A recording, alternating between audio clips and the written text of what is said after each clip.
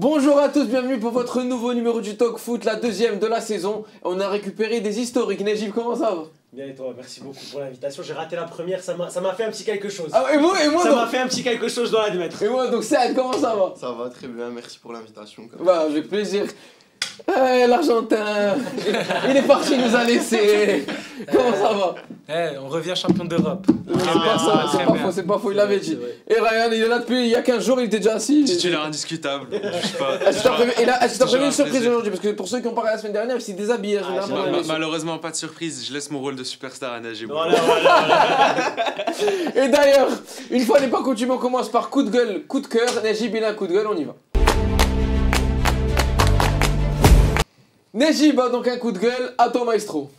Ouais, alors j'ai un coup de gueule, mais j'aimerais dire en préalable que, évidemment, j'aime mon pays, j'aime le Maroc, j'aime regarder ses matchs, d'accord? Mais c'est vraiment un sentiment que je ressens depuis des années. J'en ai marre de ces trêves internationales.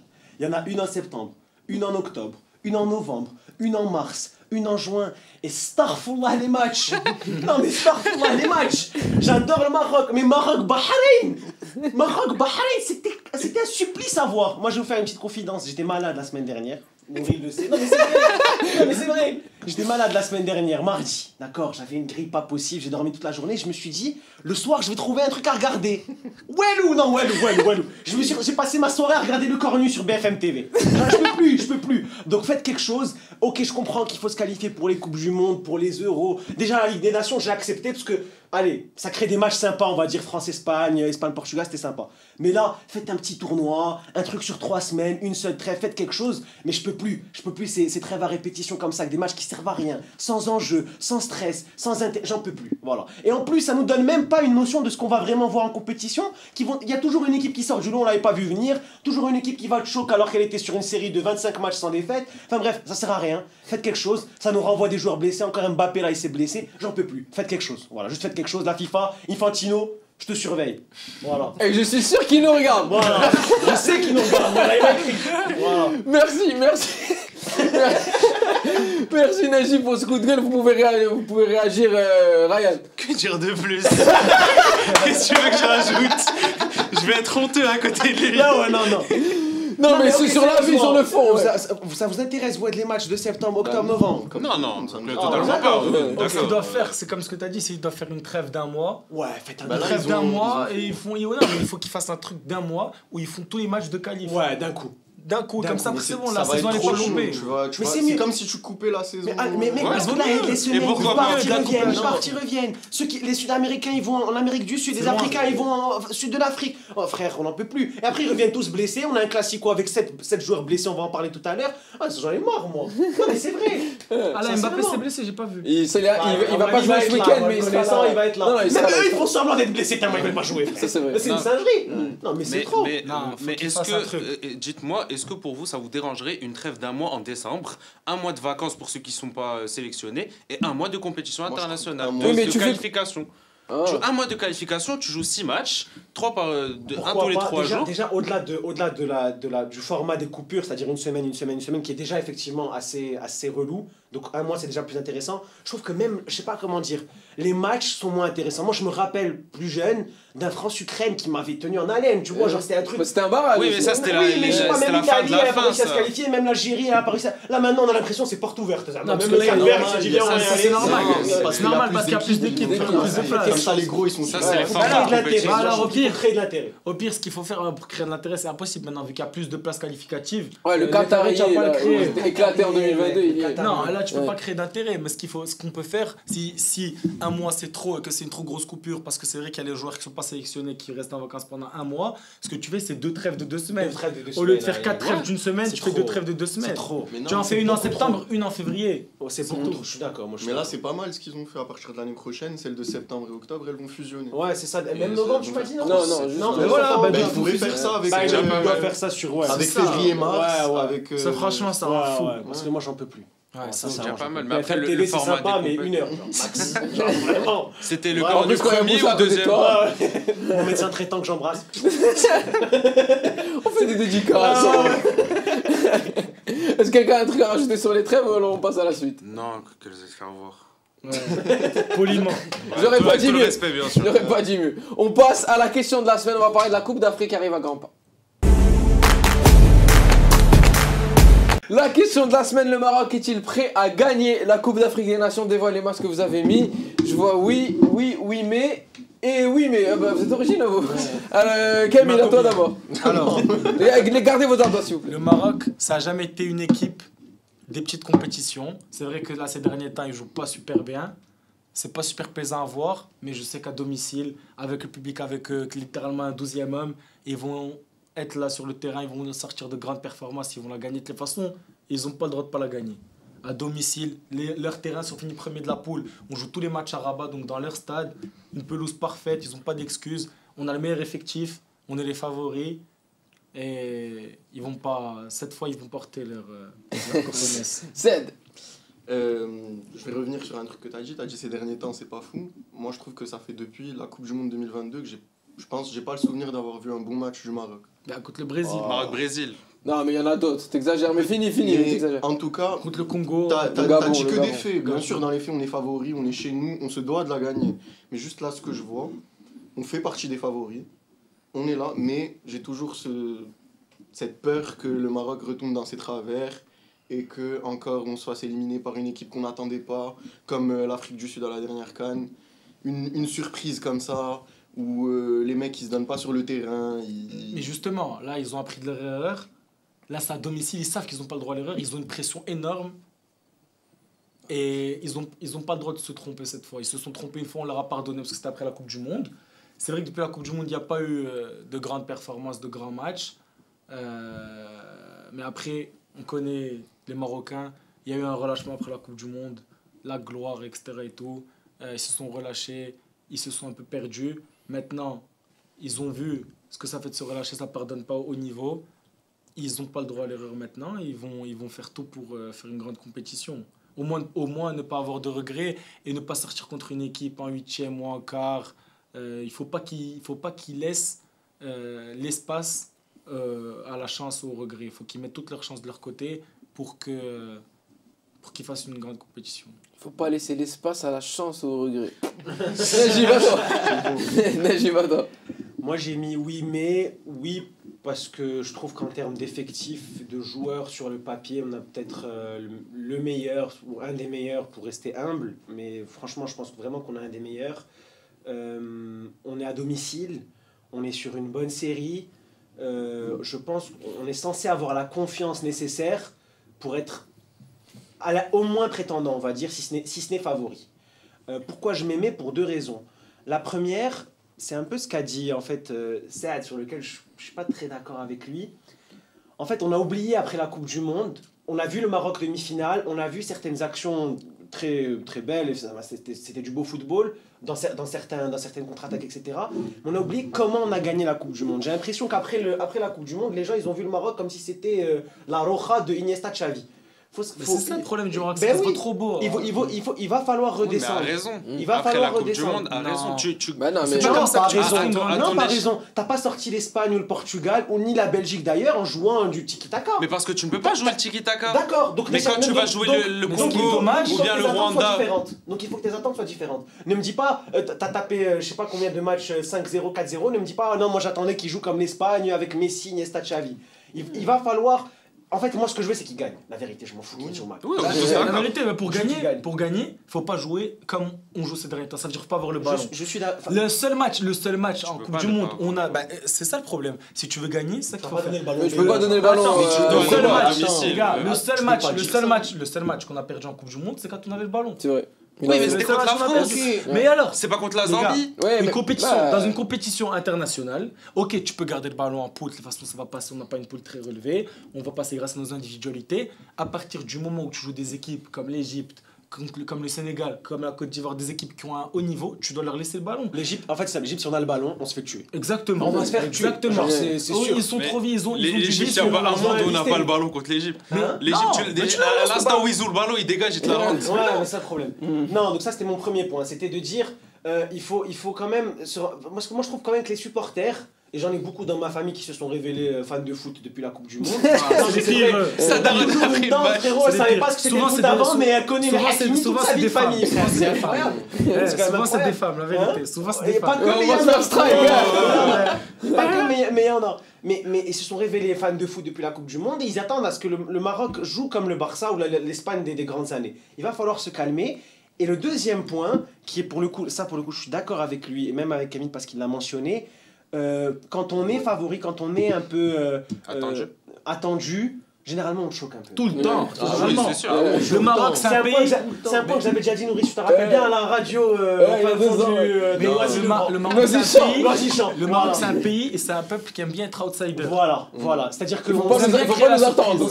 on s'est fait avoir par l'Afrique du Sud en 2023. Ouais, mais tu crées la surprise, enfin, la CAN de 2023. Il s'agirait que là, vraiment, on garde la tête froide. On a beaucoup de pression, on a beaucoup d'attentes. Il faut vraiment garder la tête froide, faire match par match. Et moi, sincèrement, s'il n'y a pas minimum demi-finale, pour moi, c'est un choc absolu. Oui, clairement. T'imagines le Maroc chez lui, qui part pas au moins en finale. Ouais, d'accord. Après, si tu perds une demi-finale à la 120e contre l'Égypte, tout dépend du contexte. Bien sûr. Tu perds au pénalty à la 120e. Je te dis, faut pas laisser la place au regret. Si tu donnes tout, tu sors au pénalty en demi-finale, il n'y a aucun problème. Faut pas que. Bref.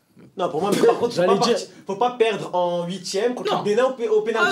Je me dis pas les pénaux, c'est à l'autre à ce moment-là. Exactement. Faut pas arriver au pénalty contre des équipes comme ça. De toute façon, si tu finis premier de ta poule, les 8ème, ils vont être relativement. Si on finit premier de notre poule, ce sera un meilleur 3ème. Exactement. Les quarts vont être relativement abordables. Puis dans tous les cas, je suis désolé, t'es chez toi, Bon, le cas, on connaît. Non, mais et alors, quelle que soit l'équipe, t'es chez toi, t'as tout un stade avec toi. Le public marocain, on sait ce que c'est. T'as 65 000 personnes avec toi qui vont chanter du début à la fin, qui ont une ferveur exceptionnelle. En plus, il y a Najib dans 65 000. Najib écrit fort. Toujours. Capot. Vous l'auriez vu au Qatar. Mais bref, tout ça fait que tu peux pas ne pas tout donner. C'est pas grave, tu sors. Mais il faut pas juste laisser la place au regret ou à la chance, c'est tout. Ryan ? Bah moi je vais pas trop répéter ce qu'ils ont dit, je suis plutôt d'accord avec vos arguments. Moi juste revenir sur un truc, on a un coach pragmatique. Regragui, c'est notre Deschamps à nous. Même si le jeu n'est pas spectaculaire, on est tous d'accord autour de ça. Le jeu c'est pas ce qu'il y a, mais il gagne. Ça fait 10 ans, un peu plus de 10 ans, il est coach, il a gagné avec le FUS Rabat, il a gagné avec le Wydad, il a gagné au Qatar. Et il a un peu, entre guillemets, gagné avec le Maroc, si on parle à la Coupe du Monde. C'est une victoire à son échelle. Oui, on est d'accord. Mais tout ce que je veux dire, c'est qu'il ne faut pas prendre les phases de poule, les qualifications, les matchs amicaux comme le Bahreïn, il a dit et tout. Il ne faut pas prendre ça pour argent comptant, ça se dit ? Bah, faut pas prendre ça pour argent comptant. À ton service.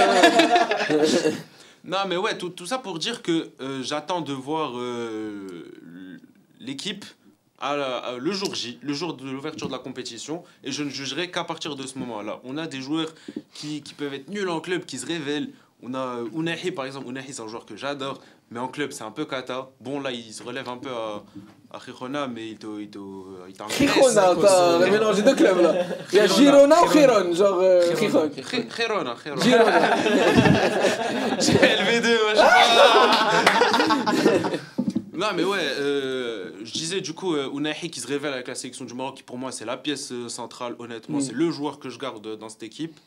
Et voilà, je jugerai qu'à partir des phases de poule. Et t'as parlé d'un truc sur Regragui qui est très très très critiqué. Un peu trop. Trop, à mon sens. Moi je suis sur Twitter, je vois ce qui se passe, mais c'est un déferlement. Ça vient d'où ? Ça vient de ce que je t'ai dit. Ça vient du sentiment d'après 2020. Après, je trouve que le Maroc, parce qu'il a fait la finale de Coupe du Monde, doit rouler sur tous les il s'est mis une pression en parlant. Il a beaucoup parlé. Non, mais parce il a dit si je fais pas minimum demi, je sais pas. Oui, mais lui il voulait partir, ils l'ont retenu. Il est obligé de dire ça. Il voulait partir, ils l'ont retenu. Et lui, il a raison de faire ça, parce qu'il place ses attentes à la hauteur de ses ambitions. Ça veut dire que lui, il est très ambitieux et il veut que le Maroc devienne un pays ambitieux. Après là où il est bon, c'est que... Enfin, où il est bon, on verra, mais... Il prend toute la pression sur lui. Il met rien sur les joueurs et ça c'est déjà. Pas mon chrono, oui, non, mais oui. Oui. Mais moi j'aimerais bien quelque chose. j'aurais bien aimé que dans une compétition comme ça, malheureusement, il l'appelle plus, qu'il rappelle Bouffal. Ah, je regarde que Ziyech, j'ai eu peur. Non, Ziyech, malheureusement, c'est. Ziyech, si dans les 2 semaines, non, mais voilà, moi je l'appelle. Non, voilà, par exemple. Écoutez, non, par exemple, Ziyech, on parlait de Twitter. Autant Twitter, c'est très bien pour des trucs, mais des fois, c'est catastrophique. Il y a des gens, des pages à genre 15-20 000 abonnés ou même plus, hein, qui ont des lubies contre Walid, mais vraiment des lubies contre Walid, qui te disent est-ce qu'on doit rappeler Hakim Ziyech au prochain rassemblement. Le mec est sans club et ils sont capables de nous inventer des pages et des tweets sur le retour de Hakim Ziyech. Arrêtez, on sait que vous êtes en vendetta contre Walid, contre je sais pas quoi, contre je sais pas qui, je sais pas pourquoi, mais arrêtez de dire des trucs, des énormités pareilles. Virer Walid pour ramener qui? Coup de gueule imprévu. Ouais. Oh mais non, mais parce que pour revenir à ce que je disais, ça fait très longtemps que depuis la CAN 2023 qui sélectionne plus Bouffal. Pour moi, Bouffal c'est un joueur de compétition. Oui, mais Bouffal aujourd'hui il fait quoi? Je te dis un truc. Non, mais non, Bouffal. Je te dis un truc. Il joue en Belgique et il est titulaire. Je te dis un truc. 70% de chance il y sera pour moi. Il va l'appeler genre le 26e. Bouffal c'est pas impossible. Bouffal c'est un des joueurs les plus talentueux qu'on ait eu dans notre histoire. C'est oui, pour mais moi, il va pas faire problème. Pour moi, c'est le joueur qui a changé la Coupe du Monde 2022, un des joueurs qui a changé la Coupe du Monde 2022, le plus important pour moi. C'est le joueur qui fait le plus de différence. En Akountra, je pense. Moi, c'est un des meilleurs joueurs. En Akountra, c'est le meilleur joueur que j'ai vu de ma, un des meilleurs joueurs que j'ai vu de ma vie. Oui, mais est-ce que Bouffal dans une compétition comme ça, je sais pas. Non, mais Bouffal, il y a deux choses. Il faut qu'il accepte qu'il est remplaçant. Et il ne sera utile soit pendant 50 minutes au début, soit 30 minutes à la fin. Mais il ne peut pas plus. Mais c'était le cas à la Coupe du Monde. Il était fini à la 60e minute. Oui, mais à la Coupe du Monde. minutes de qualité. Oui, mais à la Coupe du Monde. Les gars, c'était à 3 ans déjà la Coupe du Monde. Non, alors maintenant il joue 30 minutes, les 30 minutes qu'il va jouer, il va être trop fort. Oui, mais la Coupe du Monde, le problème c'est qu'à gauche, il n'y avait personne. Là, t'as Abdé et t'as Benzrir. Genre, tu peux pas leur dire. C'est très très loin du niveau de Bouffal. C'est ton titulaire, je suis désolé. Ok, bah tu rentres Bouffal. J'aime bien, mais il est moins bon. C'est pas Bouffal, c'est un joueur. La vérité, c'est un joueur de classe mondiale pour moi. Oui, mais pourquoi tu t'appelles Bouffal si t'as déjà Zelzouli? Non, tu peux l'appeler un genre complément. Tu l'appelles, mais il va servir. Il rentre en super sub tout le match. Non, mais la vérité pour moi, le titulaire à gauche, pour moi, à l'instant T, ça doit être Abdé. Pour moi, ça doit être Abdé. C'est celui qui joue le plus, qui performe le plus avec son club. Benzri ne performe pas. Moi, je préfère Benzri, mais il performe pas. Ça serait quoi votre compo? Je sais même pas ce qui va se passer d'ici décembre. Si vous étiez coach, ça serait quoi votre compo maintenant aujourd'hui que vous mettrez? Moi, j'ai un problème avec l'avant-centre, je sais pas. Parce que, bon, Brahim va jouer à droite. Moi, pour l'instant, je mets Abdé à gauche. Brahim, on peut faire un petit. Attends, je finis. Mais on peut. Mais le problème du milieu, enfin du milieu de l'avant-centre. Les trois ils peuvent jouer. Igamen, Kabi et une série, les trois méritent. Pour moi, une série sera titulaire. Une série part avec une longueur d'avance, mais en fait, il faut faire une chose. Je parlais comme Marcelo Bielsa. Il faut s'adapter à l'adversaire. Exactement. Quand t'as deux mecs, Darby Jouj Mitro, comme on dit, qui font 2 mètres, 2 centraux, stock, 2 mètres sur 2, c'est une série. Quand t'as une équipe un peu plus qui joue un peu plus comme maghrébine ou qui joue un peu plus comme nous, ou même les Comores par exemple. Ça me rappelle les compos à Bassem. Tu peux. 2 défenseurs centraux africains, un milieu sourire maghrébin. Par exemple, on a 3 matchs de poule, il y a Mali, Zambie. Il faut une série. Le match contre les Comores, pour moi, il faut Kaby. Et Gamen, il est un peu entre les deux. Mais tu dois un peu t'adapter à la manière dont jouent tes adversaires. Maintenant, est-ce qu'il le fera pas, ou est-ce qu'il va jouer la continuité, je sais pas. Maintenant, pour l'attaque, pour moi, ça doit être Abdé à gauche et Brahim à droite. Et au milieu, moi, la vérité, au milieu, je pense pas. Au milieu, Amrabat, Ounahi et Saïbali. Moi, je trouve que Ounahi, déjà, je le mets pas titulaire. Ounahi, pour moi, c'est le premier nom sur la liste. Et Inaoui doivent plus sortir du 11. Moi, Ounahi, ça fait très longtemps. Saïbali. Non, mais Inaoui et Amrabat, c'est trop. Ouais. Moi, je trouve que Ounahi, il a plus le niveau. Peut-être il va se réveiller. J'étais en septembre, le match contre le Niger, il est remplaçant. Il rentre. Ounahi, il a jamais déçu avec le Maroc. Moi, je sais pas. Il a jamais joué avec le. Il a jamais déçu. Là, j'ai beaucoup de mal avec ça. J'ai énormément de mal avec. Ounahi, c'est un héros national, c'est un mec du peuple. Ounahi, il peut se passer ce qu'il veut. Héros national, ouais. Je suis d'accord, c'est comme les joueurs européens, on disait, ouais. Shaqiri qui était trop fort qu'avec la Suisse. Oui, mais il joue au Bayern Munich. Non, mais je sais, mais c'est pour donner un exemple. Pour moi, Ounahi, c'est cette rampe de joueurs. Les joueurs qui en club, c'est pas foufou. Dès qu'il passe la excuse-moi d'expression, c'est un branleur. Ouais, mais je vais te dire un truc. Quand il était à l'OM, on lui disait t'appartiens à l'équipe nationale, t'es prêt à l'OM. Moi je trouve que c'est un mec au-delà de ça. Il y a des joueurs qui sont pas très bien en club et qui sont excellents en sélection. Lui c'est plus rare. C'est un joueur pas sérieux. C'est quelqu'un qui mais c'est quelqu'un qui a pas sérieux d'un professionnel. Mais sur un mois il peut se transcender. Je trouve pas bon avec le Maroc tant. Moi je trouve ces derniers temps, à part le match contre le Niger, il rentre et il met tout le monde d'accord. Vraiment à chaque fois qu'il joue. Par exemple moi je préfère un Saibari à lui. Non je suis pas d'accord. Moi j'ai eu les deux je t'ai dit. Non pour moi je vois perso je vois plus El Khanous plutôt que Saibari. Il est trop frêle. Mais il est très frêle pour jouer contre l'Afrique. Il est très fort. Oui, non, il est très fort. Il a signé à Stuttgart, il performe et tout. J'en pense à mon copain. Oui, je pense à mon copain. Il y a pas longtemps, on traînait avec Faisal Fajr, quoi. Avec tout le respect. Faisal Fajr, il a une bonne patte droite. Non, avec tout le respect. Mais l'Afrique, ils vont chercher des pêcheurs pour jouer. Comment il s'appelait le gars à la CAN 2019 Le gaucher. Non. Celui qui avait tiré, rappelez, contre l'Egypte, à la CAN 2021. Louza. On embrasse notre ami Memoun qui est fan de Louza. Le corner. À la dernière seconde. Non, moi je parle du corner. Coup franc de loin. Mais oui, mais non. À la dernière seconde, il fait la passe. C'est un coup franc. Il fait la passe. La dernière action. Ouais, putain. Oui, maintenant on a des problèmes de riches. C'est sûr. Mais ces problèmes de riches peuvent résulter à des vrais problèmes. Je suis d'accord. Complètement. Bien sûr. Faut savoir qui mettre en super sub, qui mettre en entrée de match, contrer l'équipe. Allez, on passe au débat de la semaine, le conseil de classe de Juan Laporta. Le débat de la semaine, le conseil de classe de Juan Laporta, vous connaissez maintenant le concept. Chaque chroniqueur nous donne son appréciation depuis sa note et on débat à la fin. Ryan, c'est à toi de commencer. Quelle appréciation d'abord? J'ai mis remet le club en place. Je trouve que depuis qu'il est là, depuis 2021, il arrive en reprenant un Barça qui est complètement au fond du trou. Économiquement, sportivement, c'est catastrophique. On se dit que le Barça ne se relèvera peut-être pas 10 ans, 15 ans plus tard. Et il arrive, il remet les choses en place. Il y a eu quelques années compliquées économiquement. On a beaucoup rigolé sur les leviers, machin. On a tous fait des blagues, moi le premier. Mais il s'est bien occupé du club, économiquement. Sportivement, le Barça est redevenu un club de premier plan. Il y a Jeudi soir. Du jeudi soir. Le jeudi soir. Il y a eu des périodes de jeudi soir. J'ai bien rigolé sur Francfort. Mais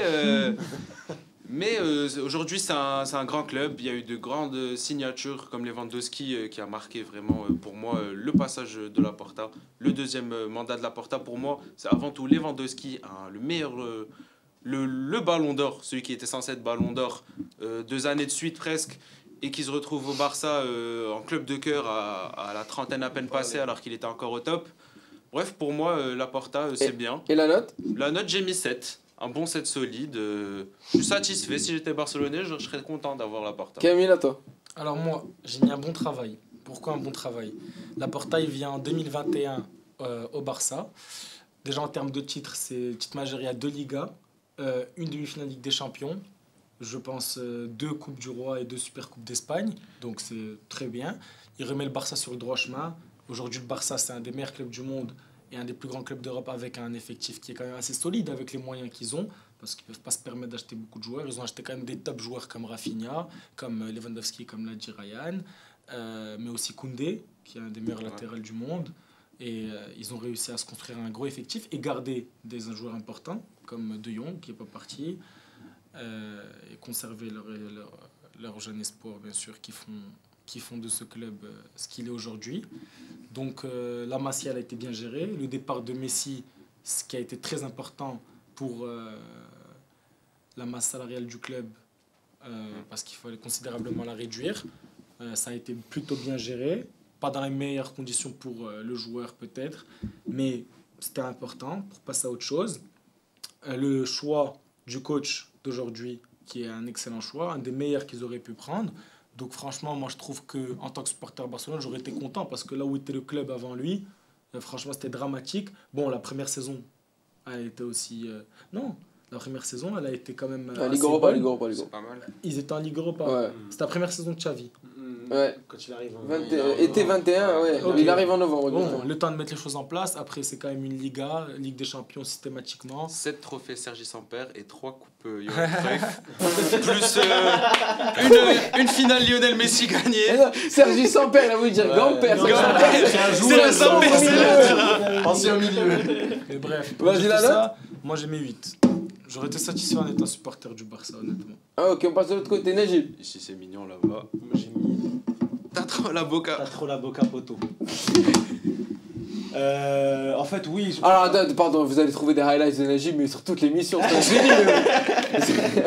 Vas-y. En fait, je suis pas autant en désaccord, enfin, je suis pas vraiment en désaccord avec vous parce que ça a l'air très sévère ce que je vais dire comparé à vous, mais je pense qu'il y a certaines choses que vous, peut-être de l'extérieur, vous avez pas mentionné ou ça vous touche moins, probablement. Moi, déjà, le dossier Messi, je trouve qu'il a été géré de la pire des manières. Personnellement, je trouve qu'il a été géré de la pire des manières. Et quand j'ai vu les joueurs qu'il a ramenés après, quelques mois plus tard, il nous ramène Ferran Torres pour 50 patates, Eric Garcia pour je sais pas combien, Adama Traoré, il l'a ramené de la salle, là, il lui a fait faire 6 mois de saison, je sais pas quoi.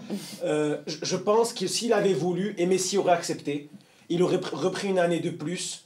Peut-être que sportivement, ça aurait pas été ce qu'il fallait faire, mais au moins on aurait donné un départ à la plus grande légende de notre club. Mais est-ce que et qu'il soit parti comme il était parti, ça je lui pardonnerai jamais. Sincèrement, je lui pardonnerai jamais. Ça, c'est la première chose.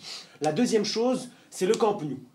On est à ça. Mais à ça de se retrouver à jouer à Atlantique, frère. à ça, vraiment à ça. C'est quand même une singerie. C'est mieux que Montjuic. C'est mieux que Montjuic. C'est mieux que Montjuic. Au moins, t'as c'est pas possible. C'est pas possible. Tu nous as promis un stade, donne-nous le stade. Ça, c'est la deuxième chose. La troisième chose, là où vous avez raison, au début, il est arrivé, le Barça était au fond du trou, et donc le début de son mandat, on ne peut pas dire qu'il avait vraiment beaucoup de marge de manœuvre, mais il a tenté de relever le club avec une première Liga de Xavi sur un nombre de 1-0 légendaire. Un nombre de 1-0 légendaire, mais bon, le trophée on le prend, c'est toujours ça de prix.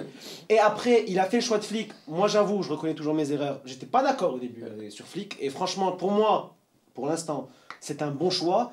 Je trouve par contre qu'il fait une première bonne saison, il faut dire ce qui est. Il gagne la Liga, il ramène le Barça en demi-finale après 6 ans, je crois, un truc comme ça, ce qui est bien. Coupe du Roi, etc., c'est très bien.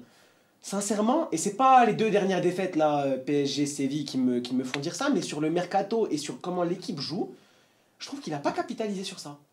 Et je trouve qu'un bon président, à la fin d'une bonne saison comme ça, il doit dire wow, attends, j'ai Lamine Yamal qui est deuxième du Ballon d'Or, j'ai Pedri, j'ai De Jong, j'ai peut-être la dernière saison potable de Lewandowski, j'ai un Rafinha que moi j'apprécie pas, mais qui en tout cas est sur la foulée d'une saison extraordinaire pour lui.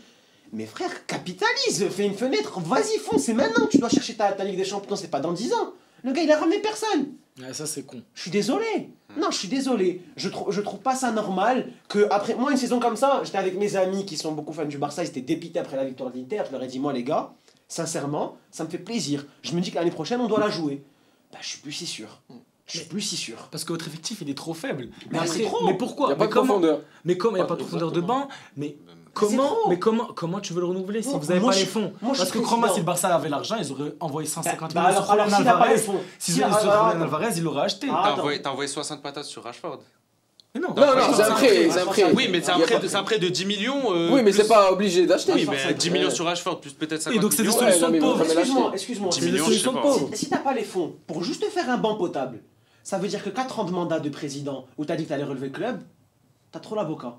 Je suis désolé. Si en 2025, après une demi-finale de Ligue des Champions, t'es pas capable juste d'acheter 2-3 joueurs qui font que ton banc est quand même solide, bah c'est que t'as pas les fonds. C'est clair. Bah après, il y a beaucoup de blessés. T'as pas fait du bon travail. Tu nous fais Ed Sheeran, Travis Scott à tous les classicos, Shakira, rien que dalle, frère, que dalle. Et donc moi, ma note, j'ai mis 4 sur 10. Voilà. Attends. Alors moi j'ai mis trop de promesses, peu d'actions pour Laporta. Je vais expliquer mon raisonnement en 2 parties et ça va un peu suivre ce que Najib a dit, parce que ça nous touche beaucoup plus en étant un supporter du Barça. Donc il arrive dans peut-être la pire situation du monde, c'est-à-dire que le Barça est à 2 doigts de faire faillite et je pense que le club n'existe plus, parce que Bartomeu l'a laissé dans un état pas possible. Même moi je pardonnerai pas comment il a géré la situation de Messi, mais avec les moyens du bord, il a réussi à relever le club, à faire quelque chose, à une sorte la tête de l'eau. C'est vrai. Ensuite, moi je trouve que ce qui cache là, il fait un travail vraiment pas dingue, parce que Flick est en train de sauver ce club à lui tout seul. Il apporte rien à Flick, il n'accompagne pas son coach pour moi.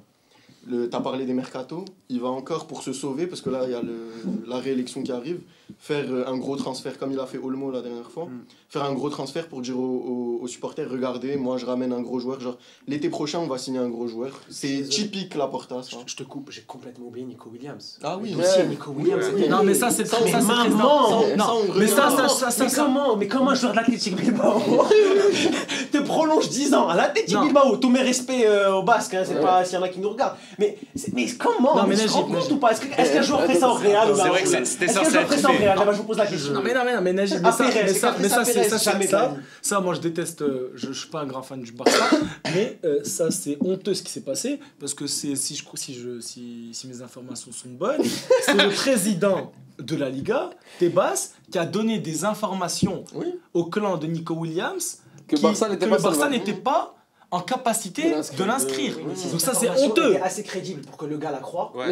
Mais elle était vraie. Mais bien sûr c'était vrai. Non, mais c'est honteux. Mais non, mais donc c'est honteux parce que le gars il signe, donc ça c'est honteux de la part du président de la Liga parce que Nico Williams il signe. Ça pour moi c'est honteux. Imagine il signe, il joue pas pendant 3 semaines. Non mais il y a pas que ça. Il est aussi resté par des, il est aussi resté à Bilbao sur des pressions familiales. Oui, mais après c'est fini. C'est le Barça qui a En fait, pour moi, Flick cache beaucoup de lacunes de la part de la direction, de la part de Deco, de la part de Laporta. Ah, Deco. Ah oui. Et la Masia aussi. La Masia sauve aussi beaucoup. Et ce que je te disais, c'est, tu vois, moi j'ai beaucoup suivi, depuis si tu es supporter du FC Barcelone, tu connais bien sûr le coach, les joueurs et tout, tu vas connaître le staff, tu vas connaître le troisième kiné, tu vas connaître les problèmes financiers, tu vas t'intéresser sur tout. Là, je commence à décrocher parce qu'il y a des fausses infos, de bonnes informations. Tout ce que je sais, c'est que on n'est plus dans un si mauvais état qu'on était à l'arrivée de Laporta. C'est sûr. On peut signer des joueurs. Il y a juste un truc qui manque avec Tebas qui, je sais pas, met des bâtons dans les roues. Il y a un truc, pour moi, il y a un truc bizarre. On n'a pas l'info, mais le Barça n'est plus dans le même état qu'il y a 4 ans. Il n'y a plus besoin de levier, et on n'a pas. Il manque pour moi une info, je sais pas ce qui cache. Non, mais le problème, c'est le stade. C'est ça qui. Mais moi, ce que je comprends pas, c'est que là, Nouri, j'ai lu une info que l'année dernière, juste grâce, ils ont annoncé du coup le chiffre d'affaires ou le bénéfice sur l'année. On a joué au Montjuic. Ils ont annoncé un bénéfice de presque 1 milliard. Non, il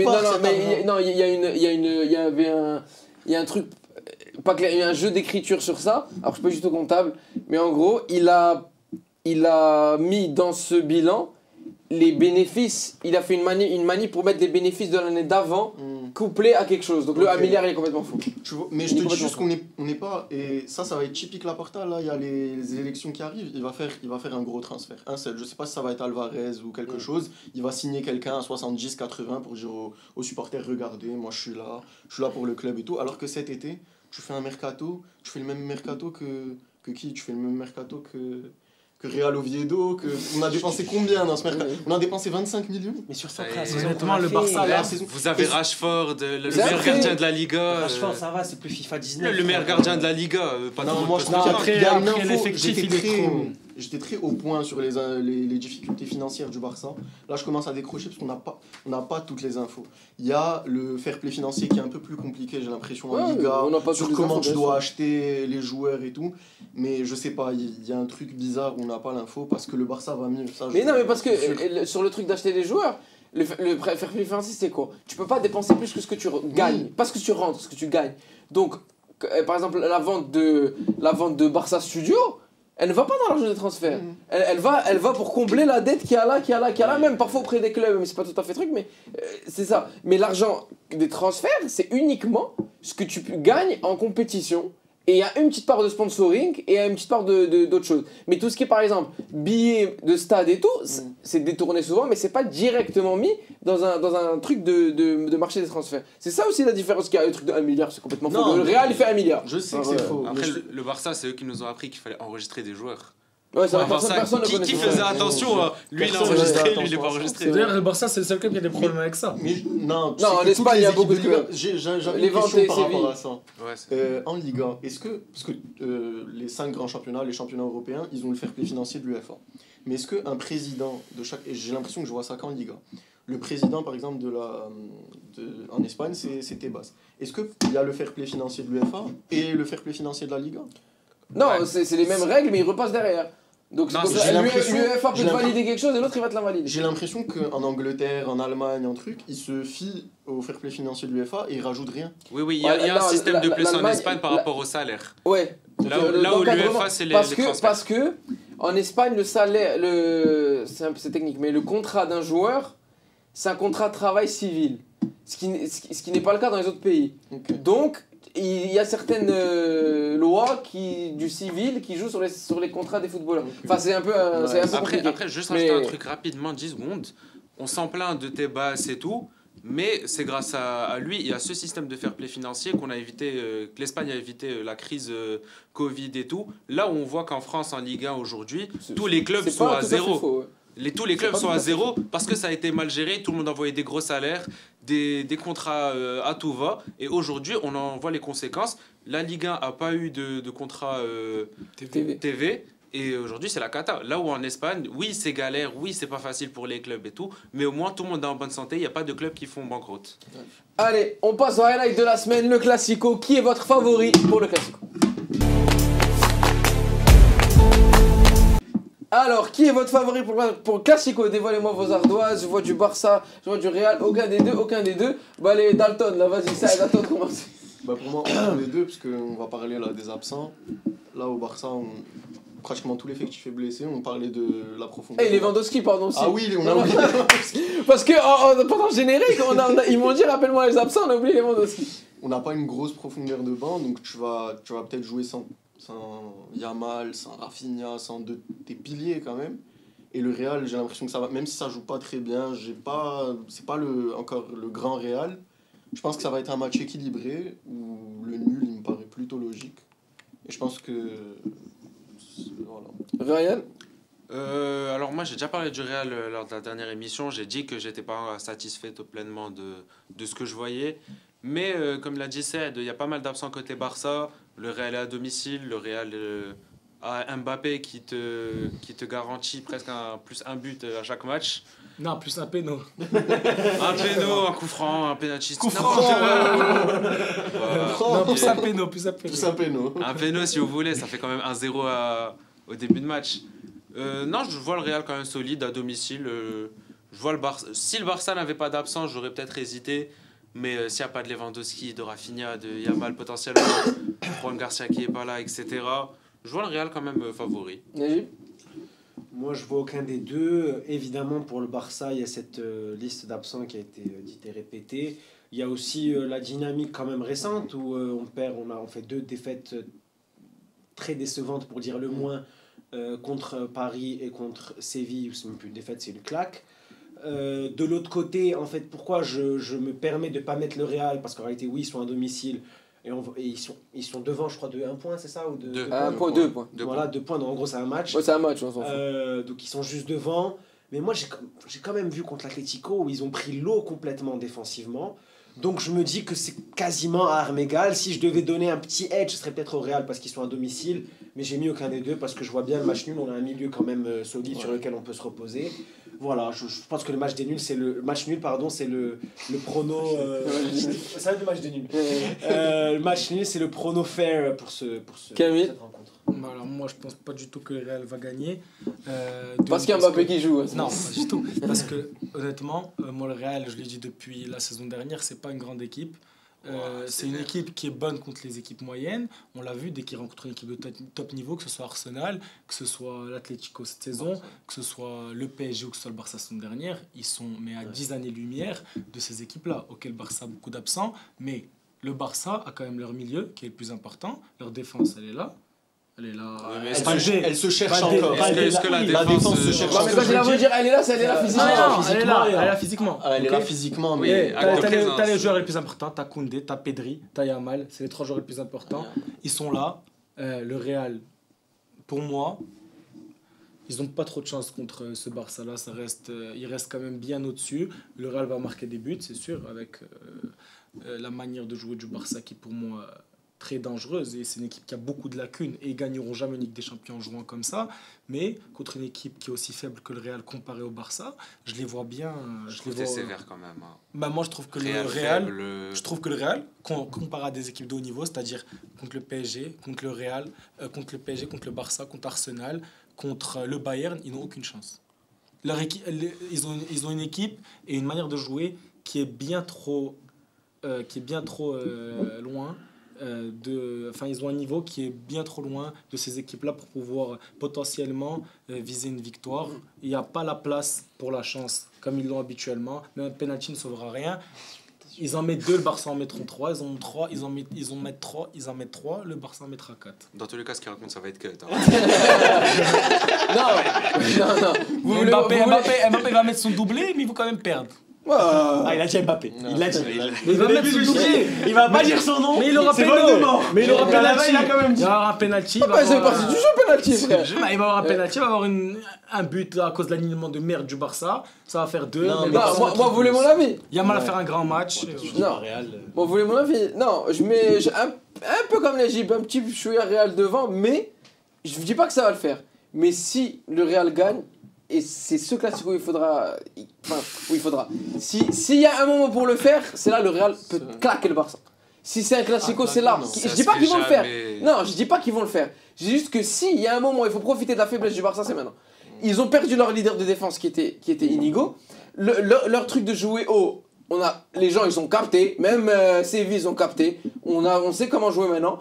En plus, le retour de Bellingham, juste pour faire des appels. Hein. Il peut faire. Moi, c'est la balle que faire des appels. Il sera hyper utile. Quand il va aller faire un faux appel, ça va faire reculer Mbappé, va passer derrière.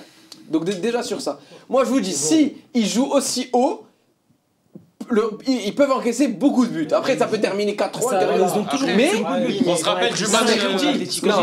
Mais Mbappé met un triplé, pourtant ils perdent 4-3. Oui, mais c'était pas. On s'est fait dominer la tête des épaules sur ce match-là. Là, je te dis, si on a un peu de ballon, que vous êtes trop haut et que vous êtes. Il y a des problèmes d'alignement avec mon ami Araujo, Koundé, parfois Gérard Martin, on sait jamais de Baldé, on sait jamais qui peuvent encore se péter. Il y a encore un match de Champions, on sait jamais. Je vous dis pas que ça va arriver, mais s'il y a un classico depuis, on va dire, flic, où le Real peut taper le Barça, c'est celui-là. Ça se trouve, il y aura genre 2-1, comme on a dit, un péno, un truc comme ça, mais je mets le Real quand même légèrement devant, compte tenu évidemment des absents du Barça, sinon je dirais autre chose. Mais compte tenu des absents du Barça, il y a beaucoup d'absents. Je mets le Real, on va dire, à 55-45, avec possibilité de gifle. Voilà, si vous voulez mon avis. Oh, alors là. Moi, je trouve que l'absence de Joan Garcia, c'est l'une des plus importantes. Parce que moi, je trouve, je sais pas pourquoi, les personnes, vous êtes très dur avec Chechny.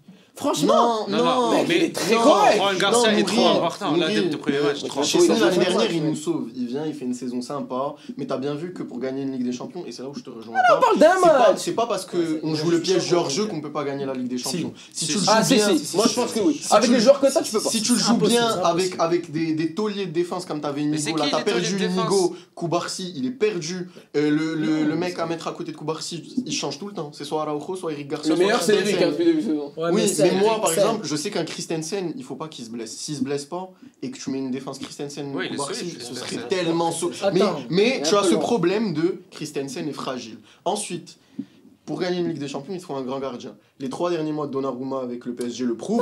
Sommer, sa demi-finale. On te parle d'un match là. Je te parle de pour un match, il peut sortir, il peut se chier. Chechny peut encaisser 3 buts. Oui, mais la demi-finale contre. Oui, mais là contre la demi-finale contre l'Inter, c'est 2 matchs. Regarde Chechny et regarde Sommer. C'est une dynamique. Sommer, il se porte fort. Sommer, il s'en prend 40 aussi. C'est ce que je te dis. Chechny et Sommer, il en prend 7 hein.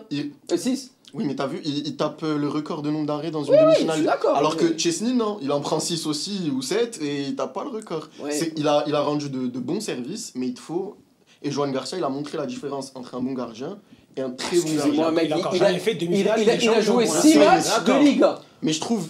Dans sa manière de jouer, Juan Garcia il sort des trucs. Il est très bon. Mais il n'a joué que 6 matchs de Liga, il s'est blessé. Mais moi, comme je te dis, la manière dont vous jouez, tu peux pas gagner. Si tu trouves les tauliers pour. Mais non, parce qu'il y a bien un moment, vous allez tomber contre une équipe qui va. Vous avez trop de lacunes. Il y a bien un moment, une équipe va exploiter ces lacunes-là. Je suis d'accord, à un moment, ça va exploser. Et non, je suis désolé, tu peux pas jouer comme ça.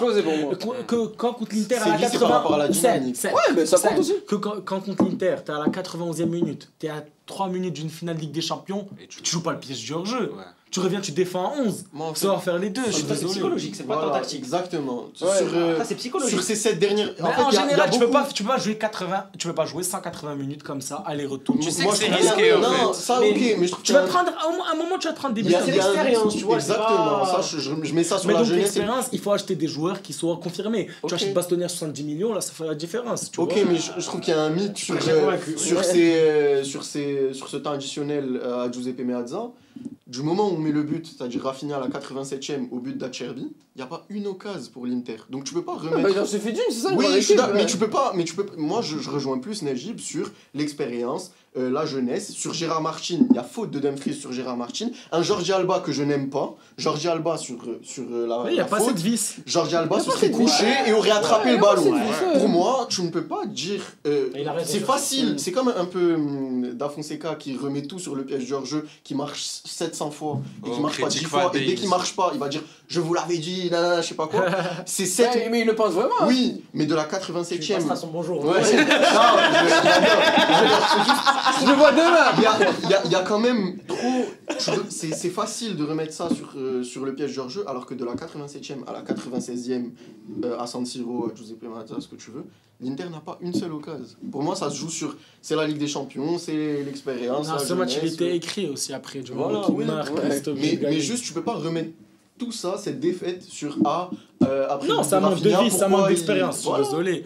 Et après, la faute sur Gérard Martin, c'est une faute, oui, mais c'est une faute que Je te l'arbitre dis ne peut juste pas qu'à siffler. Gérard pas un tu peux pas scandale en non plus. vouloir à Gérard Martin de Non, manquer sur de ce vis, match-là, il tu est peux trop pas en jeune. vouloir, ouais.